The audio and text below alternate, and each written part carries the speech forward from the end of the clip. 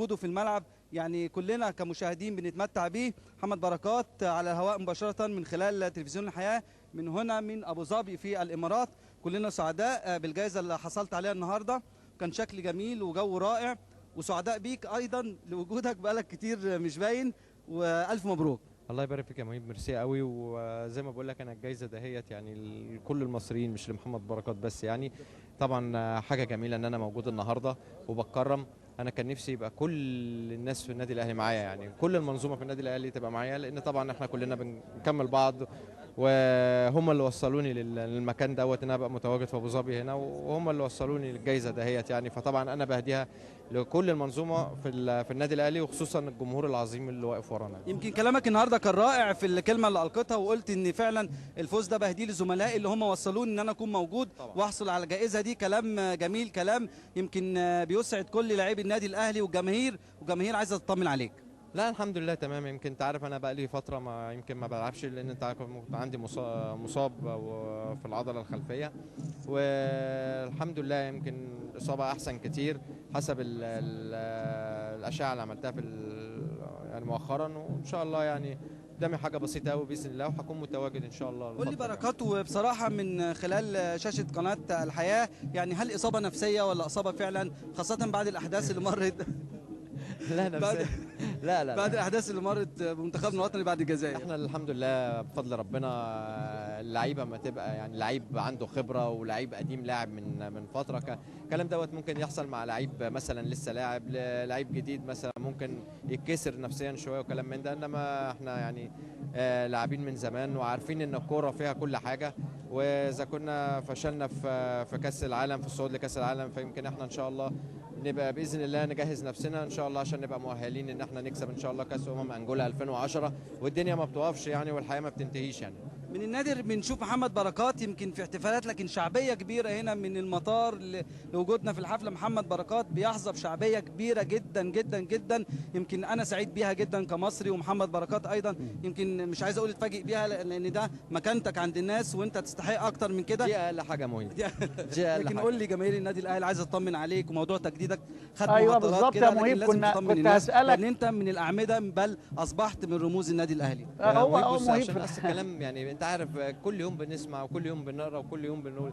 يمكن انا ما جددتش تعاقد لحد دلوقتي في النادي الاهلي، انما دوت مش معناه ان في اي مشاكل مثلا تجمع ما بيني وما بين اي حد في النادي الاهلي. بالعكس النادي الاهلي ليه افضل عليا، وكل الناس ساعدتني في النادي الاهلي انما يمكن لسه ما فيش تجديد لحد دلوقتي، لسه ما وصلناش لصيغه نهائيه، وبالتالي الناس بتتكلم يعني. فانا بقول للناس ما فيش اي مشاكل خالص في المواضيع دهيت، والعمليه كلها ماشيه، وده وضع طبيعي ان كل حاجه تاخد وقتها. مهيب لو سمحت عايزين نسأل بركات ايه نقاط الخلاف حتى لو ما في حصلش نصيب التجديد؟ مثلا وان انا مثلا مش هكمل في النادي، اعتقد ان مثلا الواحد كلمه صعبه دي يا بركات، معلش اقف عندها. اعتقد بقول لك انا اعتقد ان الواحد برضو ممكن بيفكر ان هو مثلا في الخليج. لا اصل في ناس دخلت اطراف تانية في الموضوع، انا عايز يعني افهمك ان في ناس مدخله اطراف تانية في الموضوع. الكلام ده مش مظبوط والكلام ده مش حقيقي. بالعكس النادي الاهلي اللي يلعب في النادي الاهلي في مصر اعتقد ان هو صعب ان هو يفكر يلعب في حته تانية. فانا بفكر ممكن يبقى في مثلا اذا كان ممكن السعوديه، ممكن الامارات، ممكن قطر. اعتقد ان هو لو حصل هيبقى في الاماكن دهيت خارجيا خارج مصر. ايه التقدير المناسب، واحنا يمكن الجماهير كلها شايفاك دلوقتي، ايه التقدير المناسب اللي حسه محمد بركات لجهوده ومجهوداته مع النادي الاهلي وبطولاته مع النادي الاهلي؟ لان انت زي ما قلت يمكن انت من الاعمده الرئيسيه لفوز النادي الاهلي عبر سنوات كتيره بالبطولات. شايف ايه التقدير المناسب لمحمد بركات في الفتره اللي جايه؟ انا تقديري المناسب ان انا احس ان الجمهور في النادي الاهلي مبسوط مني، وان الجمهور بتاع النادي الاهلي بيحب محمد بركات. انا مش طالب، ما بنختلفش بيها. انا مش طالب تقدير اكتر من كده. يعني انت حتى لو بتقول مش ما بتختلفش على كده، انا مش طالب اكتر من كده.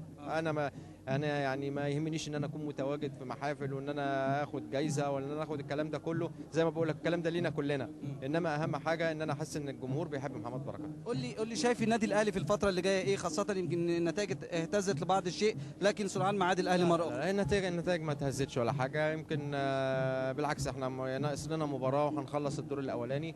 يمكن النادي الاهلي الحمد لله بفضل ربنا، ونتمنى يعني نمسك الخشب.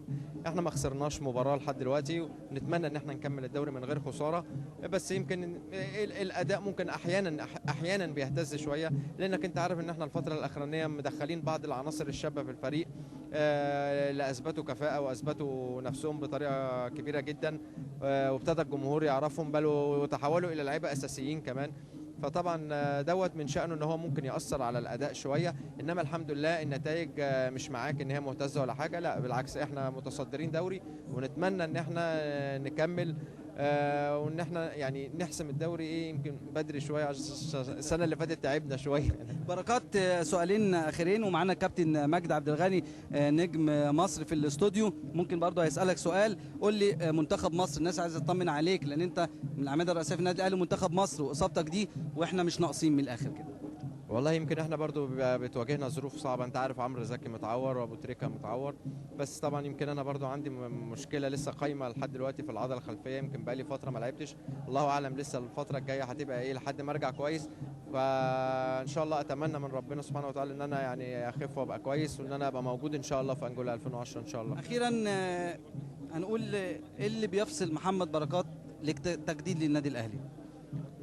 برضه لازم اخد منك تصريح، لازم اخد تصريح بجد، لازم اخد منك تصريح. هي الصيغه مش اكتر يعني صيغه يعني هي صيغه. كام سنه ولا الصيغه الثانيه؟ لا ولا فلوس ولا فلوس، لا بالعكس، لا ولا انا عارف دي كويس، انا عارف دي كويس، ولا فلوس ولا كام سنه، احنا متفقين كام سنه والفلوس مفيش اختلاف عليها. يمكن هي مثلا ايه، يمكن يعني الطريقه نفسها الطريقه يمكن احنا هي اللي مختلفين عليها شويه، بس يمكن عايز اقول لك يعني كل حاجه يعني قبل الحل، خصوصا ان الواحد اللي عايز اكد لك عليه ان انا علاقتي بكل الناس في النادي الاهلي من كبير للصغير علاقه محترمه وعلاقه كلها حب يعني. بركات ممكن تلعب لحد في مصر غير النادي الاهلي؟ انت قاعد عمال تاخدني عمال تلطش فيها بالاقلام بس انا مش هريحك برضه. لا ما هو بص يعني سكوتك ده فيه تفكير. لا بص انا بقول لك يعني احنا بنكون بنفكر في حاجه، انا ما بحبش اشتت ذهني، خصوصا ان انا زي ما بقول لك احنا ما فيش مشاكل، يعني احنا لا توجد مشاكل تخليني ان انا افكر في حاجات تانية. علاقتك بالجهاز الفني اخيرا انت شايف ايه؟ كله تمام. طيب خلاص. معانا الكابتن مجدي عبد الغني، سامعني يا كابتن؟ طبعا سامعك يا مهيب. دلوقتي صعب. مهيب عايزين نعرف الانديه ايه اللي بتعرض على بركات في الامارات وفي السعوديه وفي قطر، اسماء الانديه. ما سالتوش على اسماء الانديه انت اللي بتعرض عليه في الامارات وقطر؟ كابتن مجدي بيسالك، كابتن مجدي مهتم بالتفاصيل الصغيره قوي، تقول لنا يعني بيقول لك اسماء الانديه اللي في السعوديه واسماء الانديه اللي في القطريه اللي هم اتكلموا مع محمد بركات او يعني حسيت ان في عروض منهم. بقول له يا كابتن مجدي انت كل ما بتقف معايا بتقول لي ده انا اعرفها وهي طايره وما اعرفش ايه، خلاص اعرف دي تعرف اسماء الانديه يا كابتن مجدي. عرفتها يا كابتن ولا لسه؟ لا ما هو بيهرب من السؤال، قول له اسم النادي ايه، نادي الاتحاد يا كابتن انت مش عارفه بركات ده كمان طلع حاجات كتير قوي النهارده. طب قول له ابو تريكه ليه ما راحش ما حضرش النهارده؟ النجم محمد بركات قول له ليه ابو تريكه ما حضرش النهارده؟ ليه ابو تريكه ما حضرش حفل النهارده؟ ده سؤال صعب على فكره. بيقول لك ليه ابو تريكه ما حضرش النهارده؟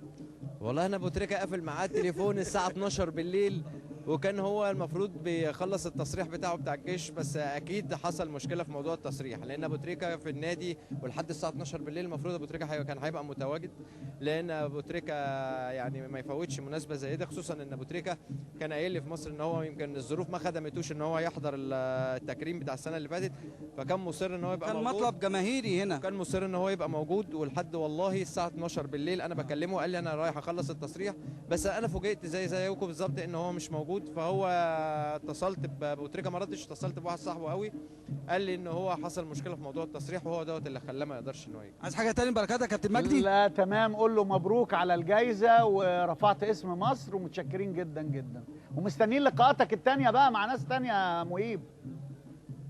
شكرا كابتن مجدي عبد الغني، شكرا للنجم الكبير كابتن محمد بركات، ودايما مزيد من التوفيق، وان شاء الله نشوفك في النادي الاهلي ومنتخبنا الوطني. ان شاء الله مهيب، ربنا يخليك.